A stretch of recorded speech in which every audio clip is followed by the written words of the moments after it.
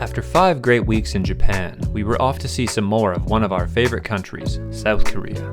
Arriving via Busan, it was Net's first time on South Korea's mini Hawaii, as my students used to call it. We got right into the snacks, as we'd missed a lot of flavors in our Japanese month, namely the spicy ones. The island specializes in citrus, which was everywhere along the winding road to the volcanic lava tubes you can go visit. That's right, the floor was lava. It was markedly cooler in the tubes with their constantly dripping natural AC system. Feeling thirsty after that, we next went to the Magpie Brewery. They literally taught me to brew beer. I love them. The next day we met up with my friend from our time in Seoul, Tim, for some amazing BBQ. He lived near the Osolok tea plantation, where you can walk the fields if you do not fear snakes. Jeju achievement unlocked, we continued to what is increasingly becoming a real contender for our favorite Korean city, Busan on the south coast. We caught up on BBQ and sent some presents home before heading out to the ball game. We'll be back in Busan next year, so for now, I'll let the city sing itself out.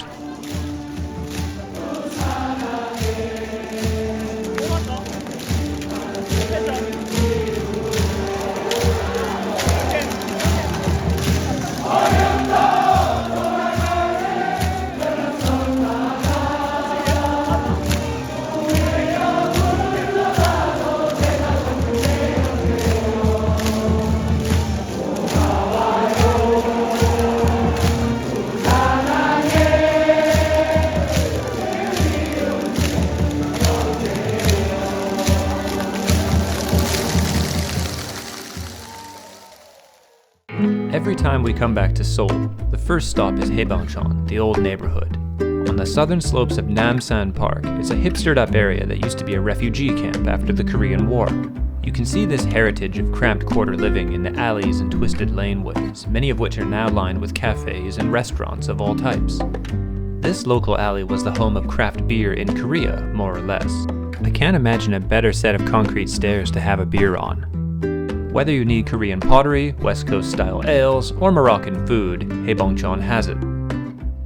Seoul is a fascinating place where traditional hanok housing and colorful temples settle in next to BBQ restaurants and twee cafes. It's simple to get anywhere via the metro, which I'll say is more relaxing when I'm not going to work. We arrived a day or two earlier than we originally meant to in order to miss the Chuseok holiday travel period.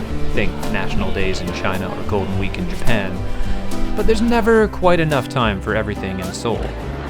Despite living there for 2 years, there are still whole areas of town we haven't seen, and we probably never could.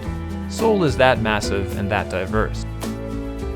We didn't get to see everything we meant to in South Korea this time, but that's fine. As always, we'll be back.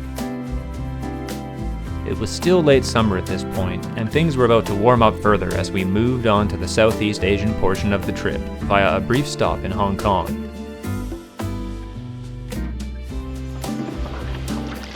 Backpacks, boats, bugs, and banh mi's. Join us, won't you?